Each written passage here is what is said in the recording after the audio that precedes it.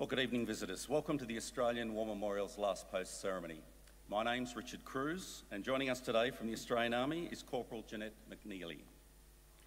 We warmly welcome the family of Lance Corporal Cuthbert William Debenham Wheeldon, whose story will be told shortly. We also warmly welcome members of the 45th Battalion Association who are in attendance this evening. We welcome the veterans who have served, those that are still serving, and the families that love and support them.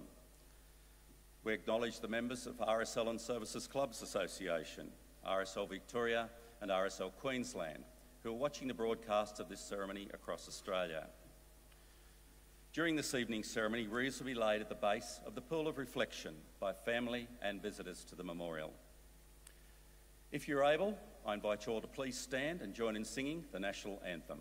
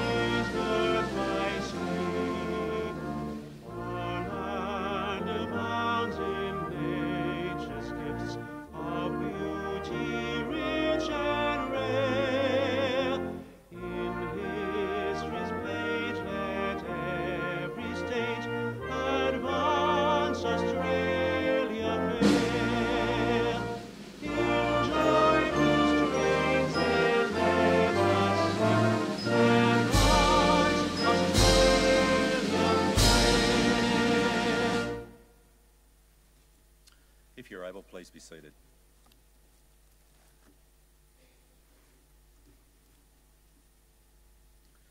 The Australian War Memorial was the vision of Charles Bean, Australia's First World War official historian. Bean landed with the Australian troops on Gallipoli and stayed with them at the front through to the end of the war. The idea of this national memorial and museum came to him at Pozières, France, in the depths of the bloody fighting of 1916. Bean's idea was that this would be a place where families and friends could mourn loved ones buried in faraway places. It would also be a place that could help all Australians understand what these men and women had endured and what they had done for us. Bean's vision, to which we remain true, is best expressed as inscribed in the entrance to the memorial's galleries. Here is their spirit in the heart of the land they loved, and here we guard the record which they themselves made. Tonight we'll read the story behind just one of those on the Roll of Honour, which lists the names of more than 102,000 men and women who have given their lives for us in war and operations for more than a century. But first we present a lament, Flowers of the Forest.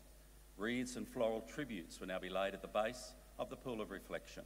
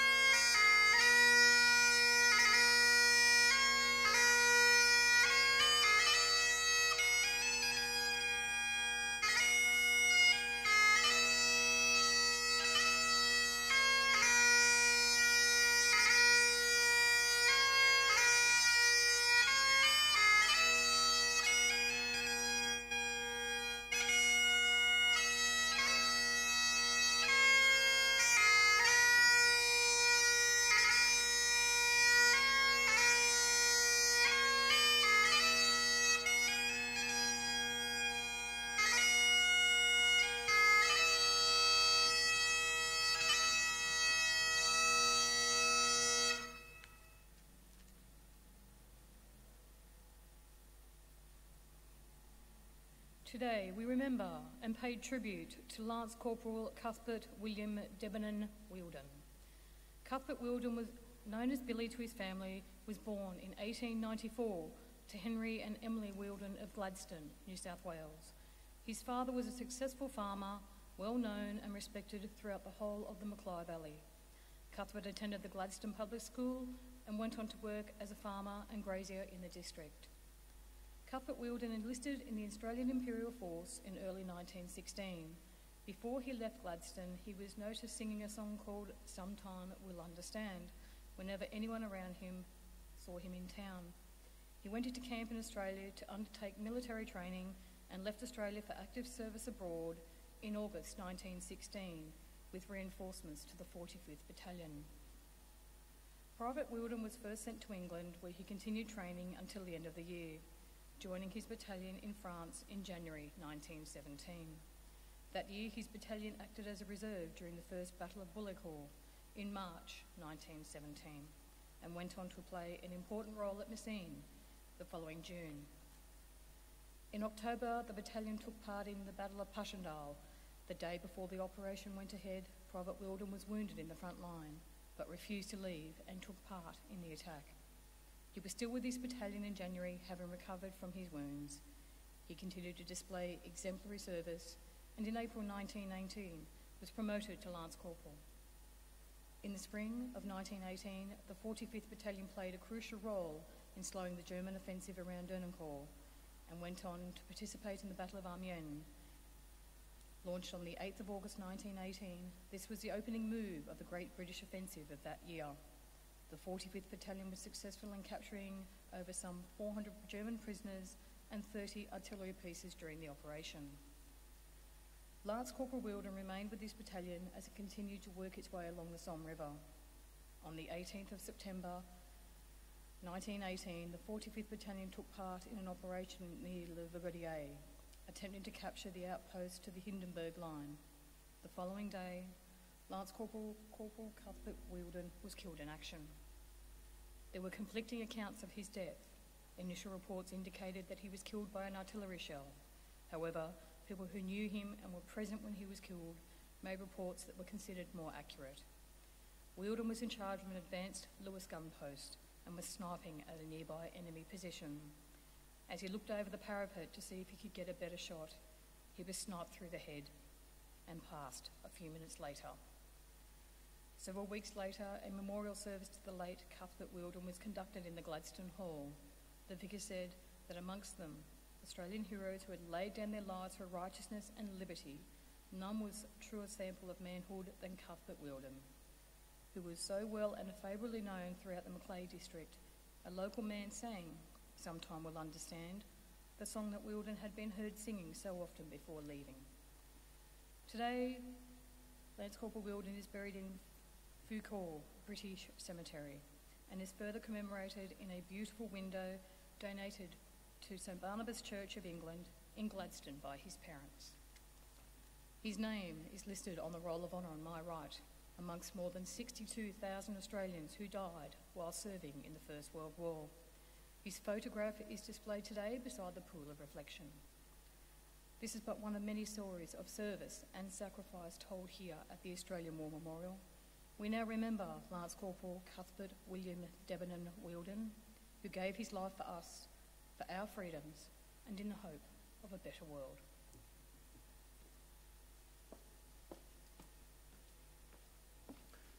If you're able, please stand for the reading of the ode and the sounding of the last post.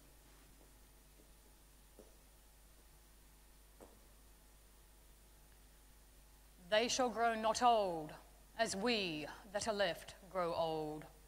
Age shall not weary them, nor the years condemn. At the going down of the sun, and in the morning, we will remember them. We will remember them.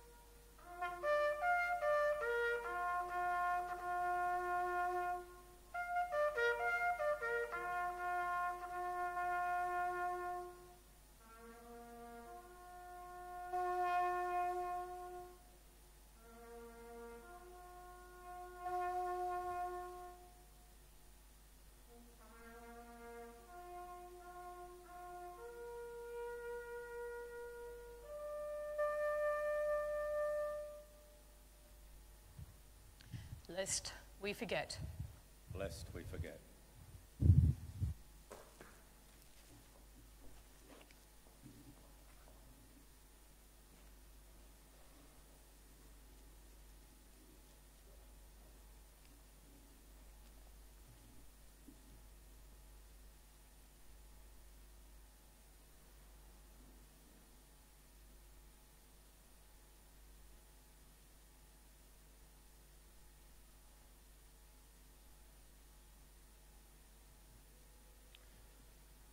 We leave you this evening with the words of the memorial's founder, Charles Bean.